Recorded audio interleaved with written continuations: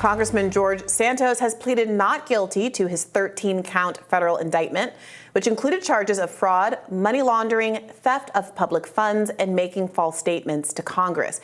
He told reporters in New York that he will run for re-election, promised to clear his name, and said, quote, "I will not resign." According to a CNN reporter, Santos said he will return to Washington today to vote on the Republicans' border and immigration bill. Let's hear what else Santos told reporters yesterday. This is the beginning of the ability for me to address and defend myself. We have an indictment. We have the information that the government wants to come after me on, and I'm going to comply. I've been complying throughout this entire process. I have no desire not to comply at this point. They've been gracious in there. Now I'm going to have to go and fight to defend myself. The reality is it's a witch hunt, because it makes no sense that in 4 months, 5 months, I'm indicted.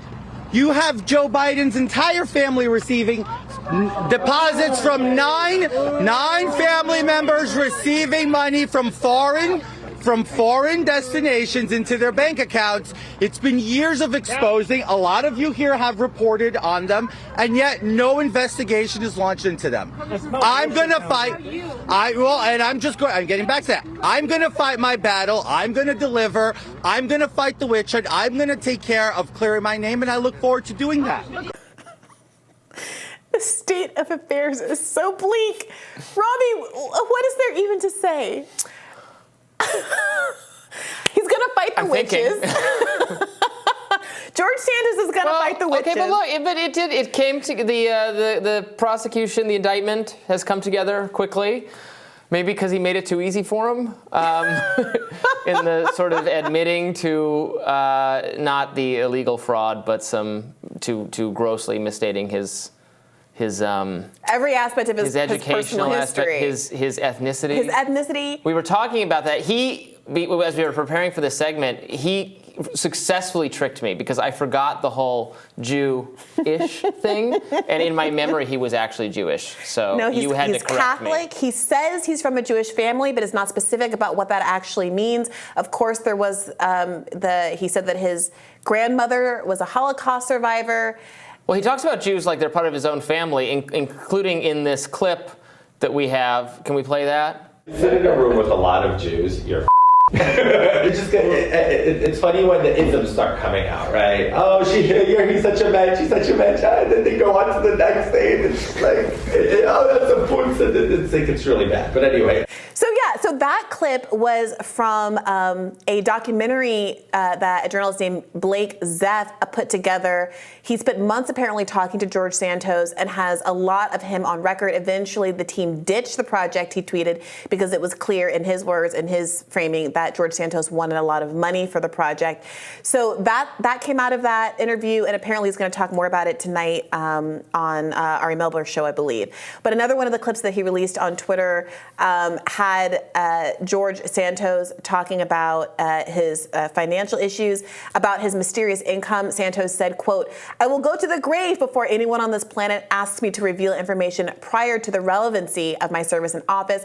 I don't have to. I'm protected as an American citizen, not because I'm hiding anything, just because out of spite, I won't do it. Because it's my constitutional effing right, and I'm going to hold on to it. People get to write whatever they want and call it freedom of the effing press. I get to have my constitutional rights too." Now, the courts are going to have something different to say. He gets to have his constitutional rights. He gets due process. He gets... Well, sure, but he is going to be compelled to say something in his defense as a consequence of this legal action. So it will be interesting what actually comes out of it. Honestly, if I were him, I'd be thinking to myself, this was a mistake. I should have kept my crimes small time. I should have gotten to Congress, because now there's just too much incentive to come after me over this stuff.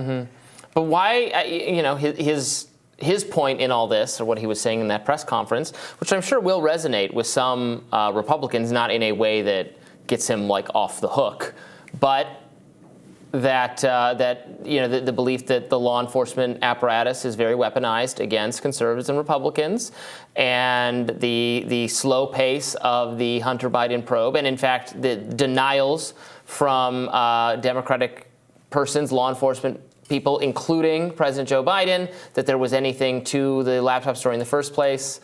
But I mean, that can all be true, and also George Santos can be convicted of whatever he's been charged with. So yeah, look, I think I'm getting kind of at the end of my rope with everybody across the political spectrum answering questions about their wrongdoing by immediately pivoting to somebody else's wrongdoing. I mean, it's so exhausting. If I'm tired of it, I'm sure at some level voters have to be tired of it.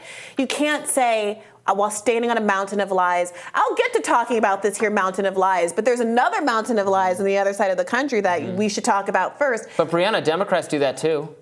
People, I see what you're saying. No, but I mean, I feel like my head is spinning on its axis because you can't have a real conversation about anything anymore, which is why partly I think that someone like, I gotta say it, I'm sorry, Donald Trump, who comes in and is just willing to say the thing. I mean, we were debating about this earlier. You can say it's politically inappropriate and inopportune, unwise for him to talk about things like 1-6 or whatever, but him just coming out and saying, yeah, it was stolen, I did it.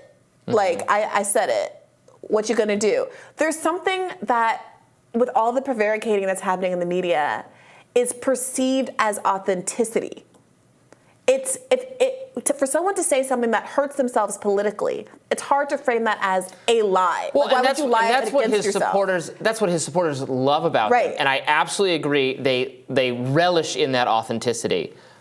I think it's off-putting to the. I mean, not the authenticity is off-putting, but the focus on those subjects is off-putting to the suburban voters he's going to need to win back if he's ever going to be reelected. We'll see. I mean, looking at this George Santos spectacle, it feels a little like I'm watching the Netflix version of his story getting written in real time. Like he's the next Anna Delvey.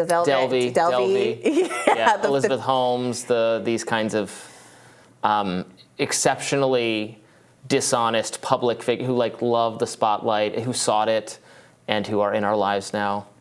I mean, he's a good character. What can I say? Yeah, a great character of the day.